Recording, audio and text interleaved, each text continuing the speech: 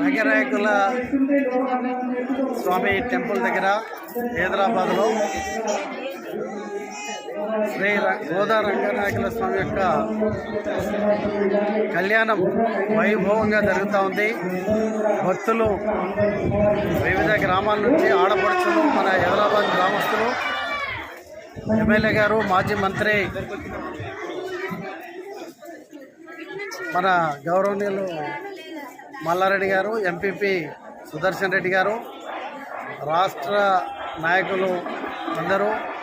RSS, విశ్వ హిందూ పరిషత్తు, హిందూ బంధువులందరూ కూడా ఇచ్చేశారు. ఈ సందర్భంగా అందరూ కూడా పాపలతో అందరూ కూడా బాగుండాలని ఈ గ్రామం తరఫు నుండి ఒక భక్తునిగా, ఒక ధర్మకర్తలు చేస్తున్నటువంటి కార్యక్రమంలో అందరూ కూడా పాలు పంచుకున్నటువంటి తల్లులకు అందరికీ కూడా